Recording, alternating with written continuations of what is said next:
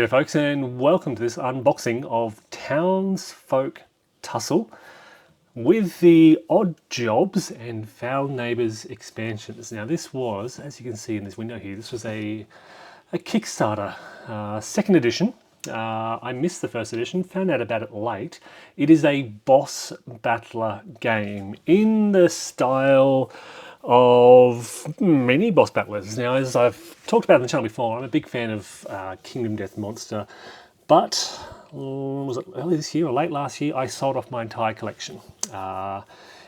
It was just getting, well, it's a lifestyle game, but it was time to move on. And so I backed Aeon Trespass Odyssey and Townsfolk Tussle and Kingdoms Forlorn. So I've got three other kind of boss battler style of games to replace Kingdom Death Monster. And this is the first one to arrive. Aeon Trespass hasn't arrived yet, and Kingdoms Forlorn is still in development. So Townsfolk Tussle has arrived first. It is a boss battler. As you can kind of see here, it takes place over a board. You play characters, you fight against these bosses. It has a bit of a cartoonish horror theme, as you can kind of see from some of this art. Let's browse through the Kickstarter. So this is what arrived today for me.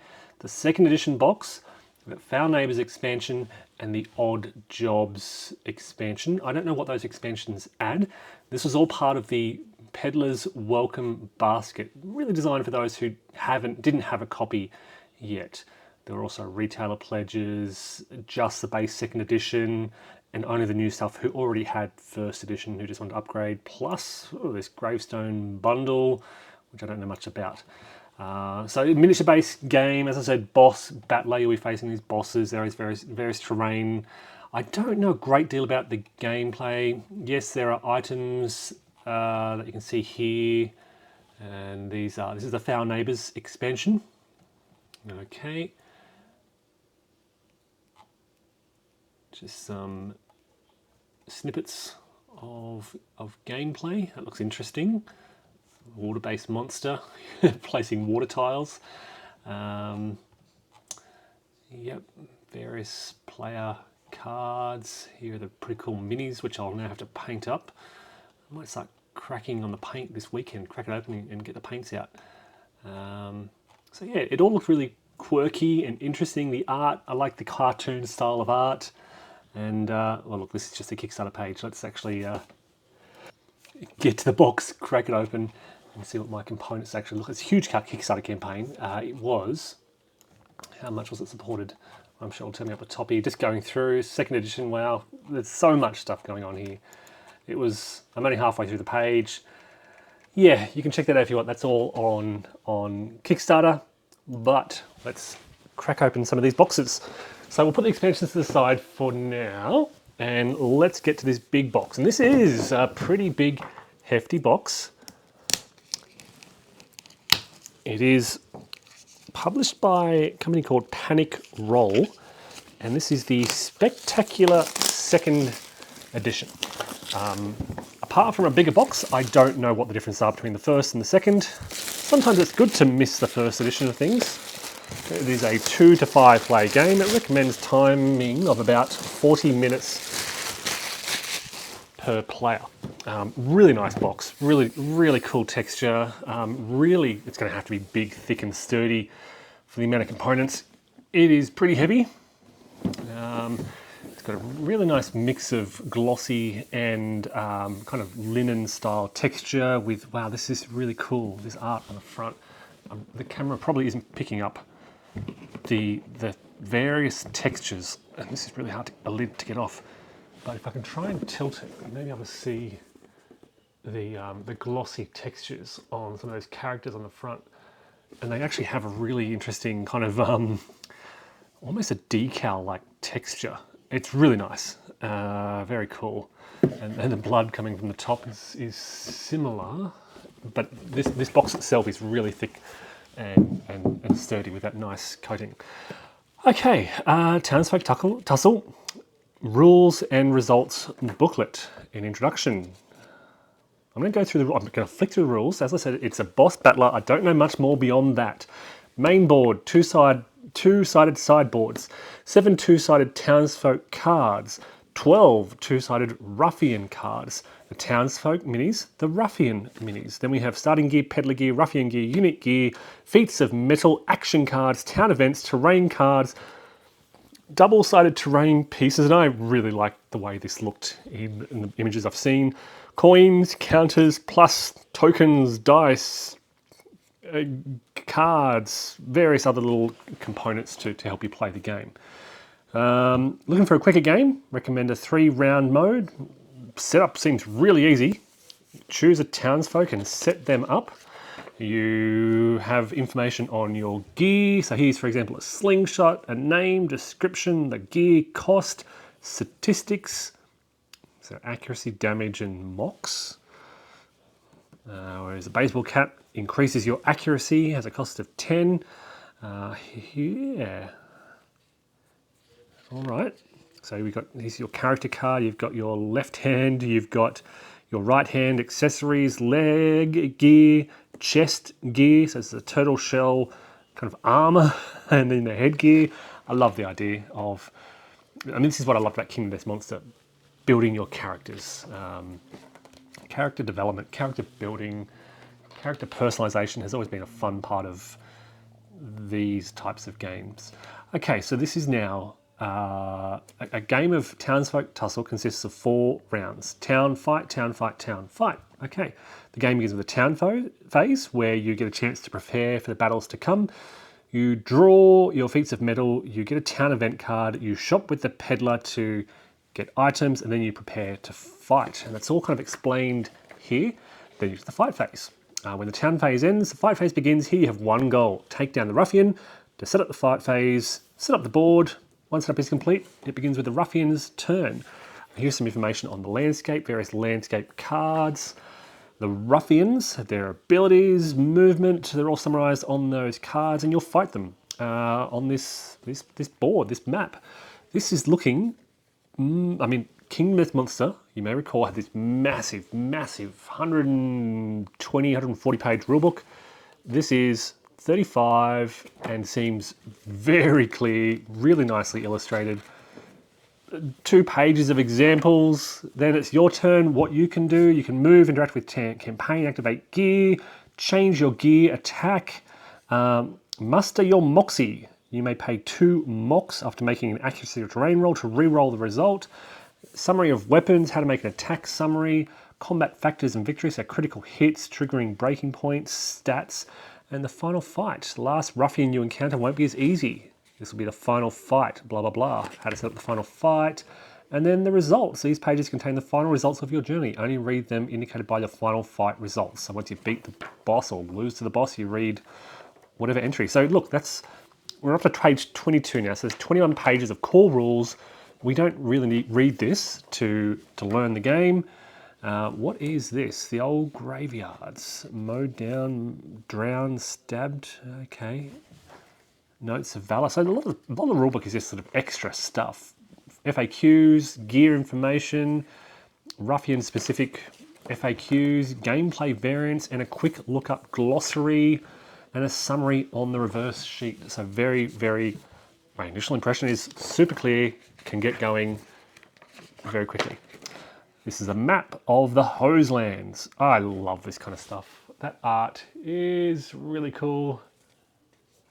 Really nice looking, cartoonish comic art. Something it reminds me of Fortnite, I'm sorry. My son is always playing Fortnite, and it has that kind of, yeah, Fortnite-ish style. Even the name, Sprinkle Falls, Eureka Springs, Evil Woods, just everything reminds me of Fortnite. Then we have the character sheets. Now these are double layered cardboard, very solid, sturdy. Your tokens go in here to track your health, your movement, your moxie, which I think is re-rolls just from having a quick sneak. Accuracy, your items go around the edge. You've got starting gear, and there are 7 of these in these 2 packs. We then have, this is the double layered sideboard, summarizing The town phase. I'm not sure what else. Oh, these are the peddlers. These are where the items go on the peddler's cart. And then once that ends, yeah, so this is a town phase and you flip it once you get to the fight phase. Summary of what you do, action, discard, ruffian movement, ruffian health. This is only single layered, so there'll be some token going there to track that. Then this just pops out quite nicely. This is lots of, that's so cool. Removable tray, various tokens and dice and stands, and here are the miniatures. These look to be the character. They look, no, maybe not. Are they the character miniatures? Possibly.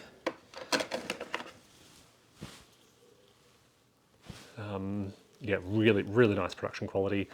Very solid, sturdy. They look like there's not a lot of sort of intricate detail, all right, but it should be easy for a terrible painter like me to throw some color on, and I like that. Quite large, really, really large surfaces. Not a challenge. So experienced painters, you know, may think that's not much of a challenge there. For a novice painter like me, I'm thinking, yeah, I can do that pretty easily. This is the main board. It's just single-sided. A plain, large, grassy area. Turn order down here. These are the 4 fights: chump, hooligan, troublemaker, final fight. The terrain goes on that board. Very nice, and just single-sided, as I said. Then we have, these are the ruffians. So there are, what, about a dozen ruffians in there. Just single-sided, just single layered rather. And yeah, but double-sided. Summarising their movement, health, these look like abilities, their gear, weaknesses, and then I'm guessing the reverse side may be their final fight mode, if you're fighting them in the final fight. And then, looking below, we have all these ruffians, so these are the bad guys. So they're 4 hexes, 4 grid squares, large. This is some kind of scarecrow-ish monster. Let's try, this is Pepin Milkfrog over here, so this looks to be him. So this is Pepin Milkfrog. He's an out-of-towner, but his face is well known around Eureka Springs. He was a milkman that sold his own patented milk from town to town, which he claimed knocked the socks off the standard stuff. Yet he never explained what or where it came from. After some shady milk-related deaths in Eureka Springs, the old sheriff banned Pepin from peddling his milk in town. Pepin's reputation was tarnished, and his milkman days were over. Now he's back to seek vengeance on the people who shunned his milk and ruined his career. Then, what else we got here? Okay, so these are, there's Pepin Milkfrog here. I don't know if these are, there are decks of cards galore here. There seems to be, so this is a Pepin card. Interesting, I don't know. Maybe you shuffle these up and draw them randomly, but they seem to summarise the ruffians.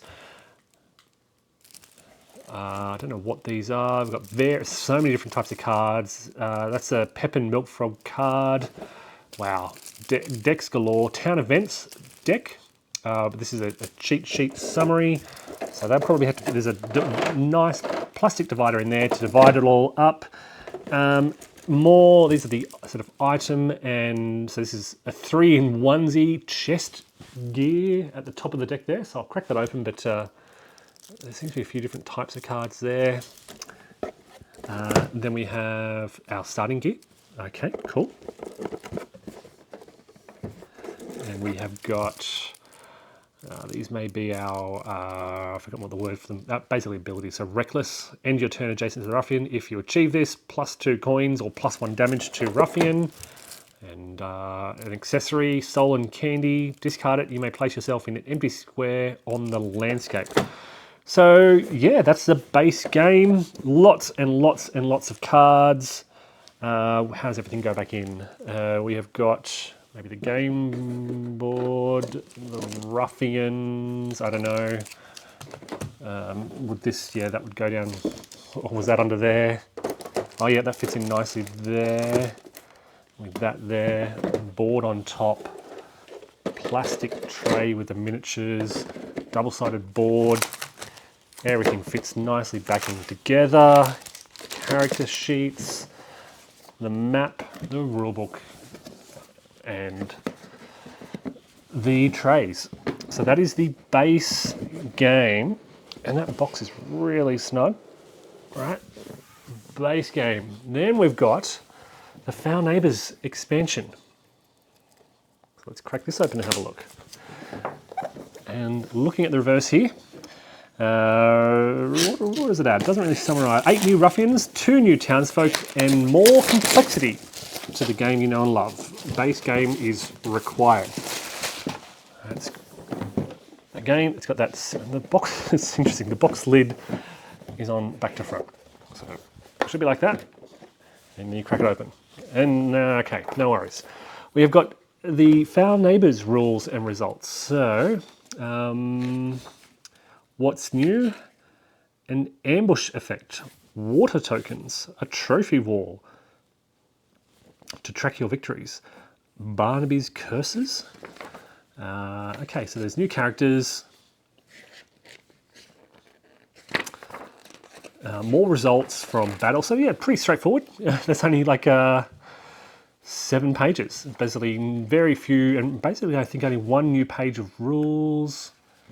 Here is the trophy wall to track at the end of each game. Add the trophies of the ruffians you defeated. Here are Barnaby's curses. Whenever a ruffian's head is mounted to the wall, move that ruffian's curse card, listed below. Okay, and some more game variants and a summary. Some stickers, which I think go on the trophy wall. Okay, so 2 sheets of those. We've got another map. This is exciting. 2 maps showing Misty Bluff and Sprinkle Falls. Looking, again, very nice, and again, so reminiscent of Fortnite. The Lakeview Estates, Sprinkling Falls, the greenhouse, Pleasant Pond, Barnaby's Goods. Okay. These are the water tiles and some other tiles. There's more water tiles. So counter sheets 1, 2, and 3. All right, looking nice. And then we've got Patch's costume. This is like a little jigsaw puzzle. I think it shows their, I think I saw this on the Kickstarter. You take it off to show their damage. We've got, these are the ruffians, the additional characters, more miniatures, more cards, so much going on. Some baggies for things. So there's so much here, so much here. Yeah, they're all ruffians, the bad guys. I might start painting the base game before I get to this. All right, so that is the Foul Neighbours expansion. Oh, that is snug. Finally, the Odd Jobs expansion. This, okay, we'll cut to the chase. The peddler's been stripped of her wares, and now you're stuck defending Eureka Springs with bottom barrel goods. But don't worry, the peddler's got a plan to get back on top. In this expansion, you'll help the peddler restock her cart and fill the abandoned rolls around town. Basically, new gear, new roll cards, new deployable gear. Yeah, so I'm imagining this is just some decks of cards. Here's a little rule book, an introduction, new jobs, new gear, finding your role, and the peddler's journal. Okay. The initial pages consist of expeditions, with each expedition containing 3 locations. Nice. And then FAQs, nice little sticker sheet, some punch out tokens. This is the journal, the peddler's journal with expeditions. That looks so colourful, so cool, so creative. Fun. Cards, and these are the rolls. Just adding a bit of extra flavour to the game. So very nice. More cards. Stop right here. This deck contains locked gear. Don't go through until you're told to do so. So nice. A bit of a legacy element to this as well. So, folks, that is Townsfolk Tussle. This is a game for, I think, the family. I'm going to try and convince my wife and kids to... They liked Kingdom Death Monster, but they like to be attached to their characters. And they found, and in Kingdom Death Monster, your focus should be on settlements, not your characters. So that's why I got rid of it, to pick up some games where we can focus on our characters, work cooperatively in this kind of boss battler type of environment.